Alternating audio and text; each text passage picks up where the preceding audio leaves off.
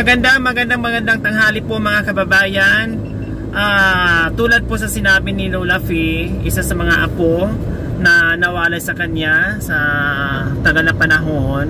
So ngayon po, puntahan po natin doon sa bahay kung saan po ang nagkop-kop kay JC. So ngayon po mga kababayan, kakausapin natin yung nagkop-kop na sana yung ating kahilingan ni Lola Fee na makita yung kanyang mga apo.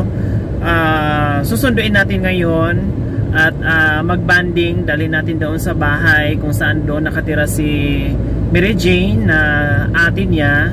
So sana makita pa natin yung isang kapatid or yung dalawang kapatid na nawalay sa kanila at magsama-sama sila sa bahay, makapagbanding sila. So sana nandiyan yung bata at masundo natin dahil miss na ni Lola Fee. So kanina pagdating ni Lola Fee sa bahay, syempre grabe yung iyakan nila dahil nakita niya na si Mary Jane dahil matagal na rin lahat ng mga apo niya. So ngayon naman makikita niya si JC. So sana nandyan. Pagkatapos natin dito kay JC, hahanapin naman natin si Junior, and then yung isa pa na si DG. Hindi namin alam kung nasaan. Sana isa sa mga nakilala ni sana sa ating mga kababayan kung sino po yung nakakita or may alam na kung saan nakatira si DG. Contact nyo po kami or message nyo po yung aming Facebook page para mahanap at makita ni Lola Fee. Si Lola Fee po, sabi ni Lola Fee kanina, anim sila na magkakapatid mula nung bata hanggang lumaki sila. Si Lola po ang bumubuhay, Sabi ni Lola, hindi niya matiis na magutom yung kanyang mga apo. Kailang may mga apo na pasaway, hindi kakayanin ni Lola na si Lola lang dahil wala na po siyang asawa. Kaya mahirap po sa sitwasyon na isang Lola na maraming pinapakain. So ayan. So nandito na po mga kababayan.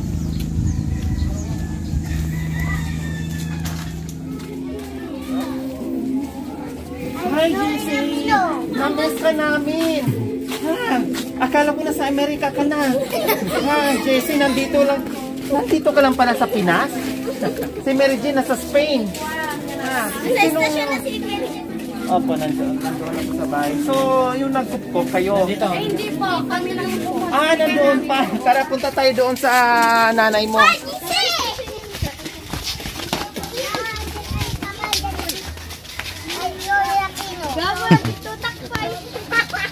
Hello! Kayo po yung nagkuktok kay JC. Ay, salamat naman, isa rin sa natulungan nyo. Pwedeng pumasok? Sige. Tapos tayo. Salamat. Uy, wag kayo. Ang dami nyo na naman, Uy, mga bata. Uy, labas kayo. Burya.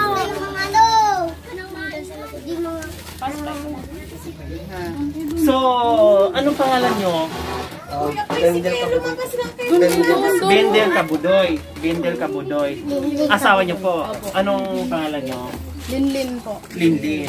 So, ang balita ko malaki anak. Hindi kayo anak. Ilang taon na kayo nagsasama na bilang 7 years na? Nag-message po ba kayo sa amin? Ay, yung kapatid niya po yung nag-message. Na nagsabi sa akin na nandito sa inyo. Okay. So ngayon, si GC, kung pwede, mahiram muna namin saglit, Meron lang kaming papasyalan at ibabalik lang namin sa inyo. Kasi nung bumalik kami doon, di ba nakita nyo, bumalik ako doon, na nagdala ng mga damit para sa kanila. Hindi ko na sila nadatnan dahil wala na sila doon. Wala na. Okay, sige. Pasyal muna tayo sa amin, pwede? Kasi iyak si Mary Jane, si ate mo. Kasi hindi rin niya alam kung saan kahahanapin. So kawawa, kasi tuwing umiiyak, please, nasaan na ba si ading ko? Gusto kong makita. mai-stress ang ate mo kung hindi kayo makikita, no? Kasi parang siya na yung magulang, panganay dito sa mga adik niya. Kaya yun ang kahilingan ng ate mo na makita ka. Na-miss mo ba si ate mo? Gusto mo ba siya makita uli? Okay, sige. Salamat ha kasi isa din kayo sa nakatulong dito kay JC. Ako'y napahanga din sa inyo dahil sa kagustuhan nyo na matulungan nyo yung bata.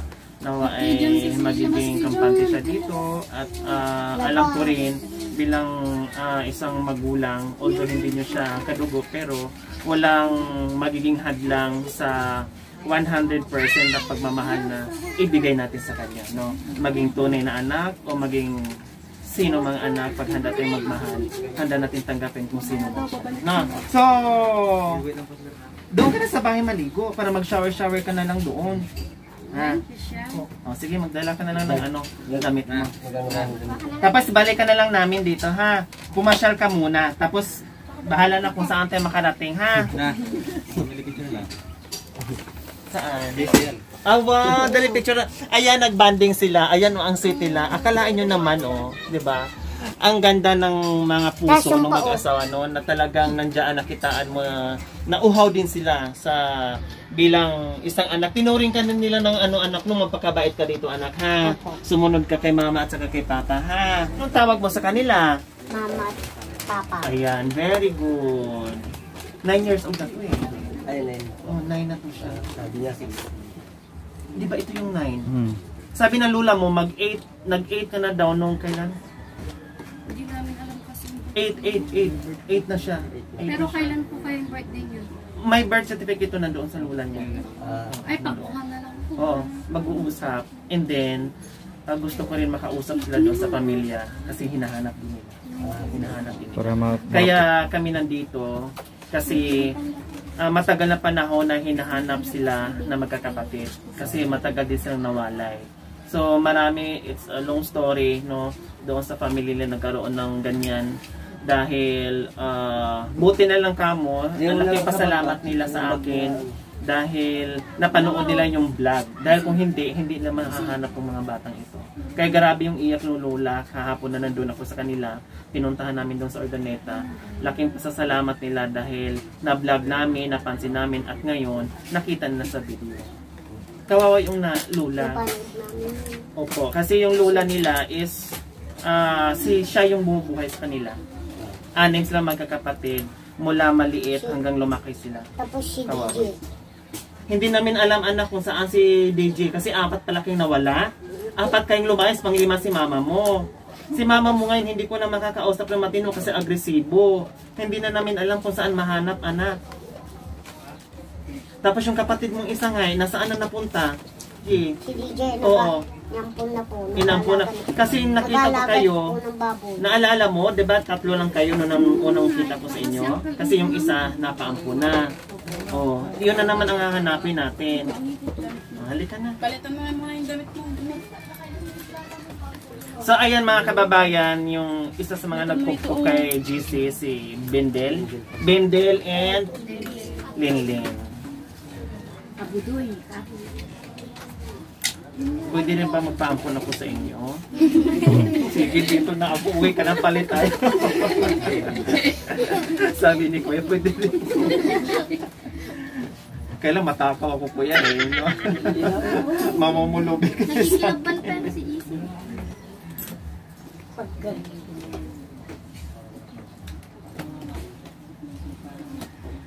Okay, tara. Wag mo po. Siya tayo. Magdas ka muna kay ate. Huwag ka nang mas mabis. Meron doon sa kotse. Doon na lang, meron doon. Bye-bye, Jesse. Bulat siya sa surprise tayo mamaya.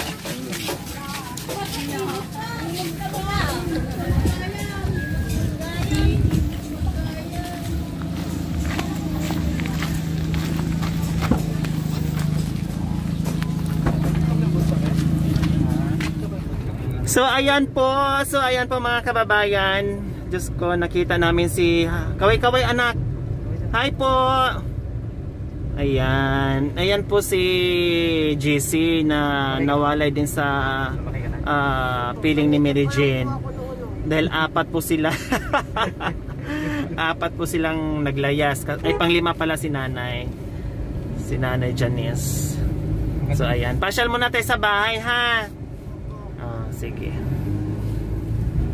Kumusta si mama at Ha? Kumusta naman si mama at saka si papa mo? At saka si tita mo? Kumusta naman dyan anak? Okay lang po. Okay ka lang? O, di ba? Magpakabait ka dyan anak ha, kasi mabait sila sa iyo ha. Kahit magulo po ako, kahit pasaway po ako, hindi po ako ikukulong. Opo. Pero sumunod ka anak kay mama at saka kay papa ha.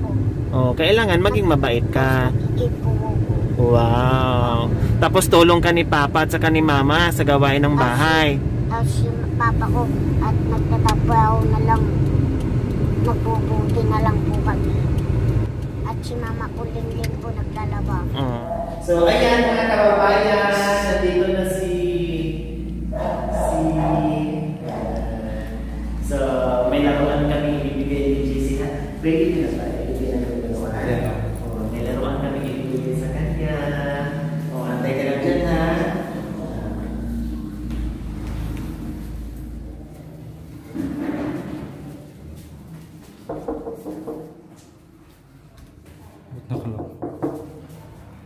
Nakalap.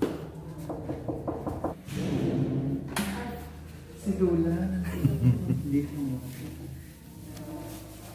Mary Jane. Kumusta kayo Lola? Busog na po kayo? Ha? Nandahan po kayo Lola.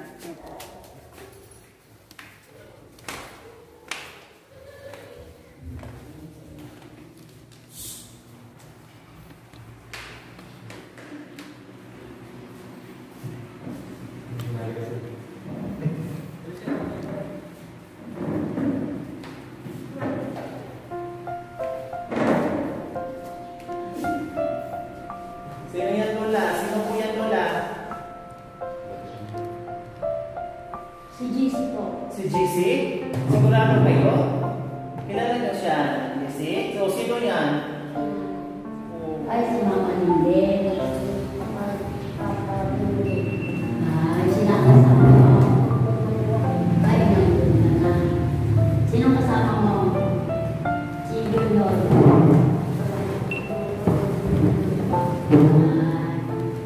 Oh, nagkaparehas pa kayo ng damit.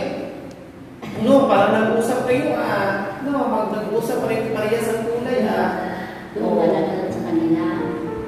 Pero si Ari mo, iba rin ang niya, nenan niya. Oo. Ay, malaki ang bahay niya. Oo, kasi nga maganda ang buhay nila, kaya malaki ang bahay. Papakabait sa alisin mo yung galing mo, Very good. Very good. Para mamahalin ka nila. Huwag ka malikot ang away. Yeah. Inalis mo na yung galing mo yun. Very good. Naalis na raw niya. Oh, very good. Yun na yun ang maganda. Pag inaaway ka, lalayo ka na. Kasi mahirap yung sumusugod ka, di ba? Na inaaway ka. No? Ay, madami sila. Na-miss mo ba si Lola? Ha? Okay. Yan pala kayo Lola. Kasi magaling ka na ginagawa. Diba? Alam mo, GC, hindi kita kukunin sa kanila kasi matanda na ako, Hindi ko naman kayang pag-aralin, ibigay lahat ng gusto nyo, pangangailangan nyo. Kasi nakatarating sila madang doon sa bahay, nakita nila ang kalagayan ko, wala na akong kayang ipamuhay sa inyo. Oo, dito ka na, mag-aaral ka, balang araw, mapasya-pasya lang ka namin. Or napasyal na kay Lola. Oo. Kasi ganito na ang kalagayan ko. Kahit kayo na lang ang pupuntang mamasya-masyal, Kasi doon na lang ako sa bahay. Tapos sabihin mo kay daddy mo, bilhin na yan sa kay mami mo, Mami, Daddy, pasyal tayo kay Lula. Kasi matanda na si Lula. Pasyal kay Don, anak niya minsan-minsan, ha? Para makilala din nila yung bagong papa at saka mama. Makilala din nila doon sa pamilya ni Lula mo, no? Pag ano ba,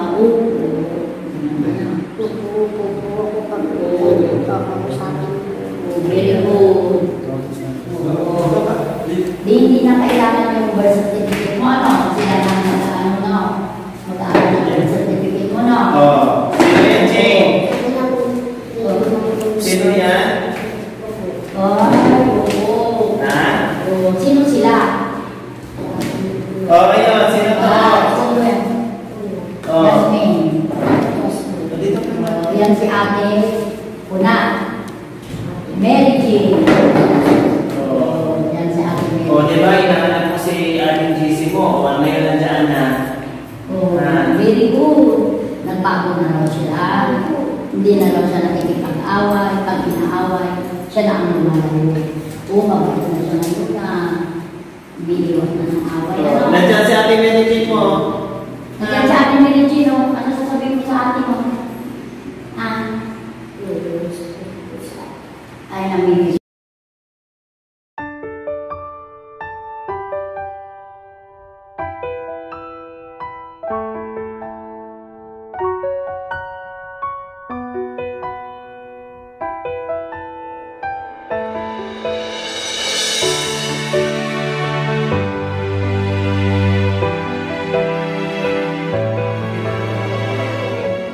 Kawawa, sobrang hirap. Kawawa yung mga bata. Lahat ang gagawa na napunta sa iba-ibang pamilya. Mary Jane, ito na sa kanila. Yung magkapatid na sa iba pa. Mahirap na talaga. Yung chicken, nasaan? Di ba tinabi mo yung chicken? Inubos mo na yun? Naalala mo nung binigyan kita ng chicken doon? Hindi dala mo? O nasaan na rin? Bago pa rin?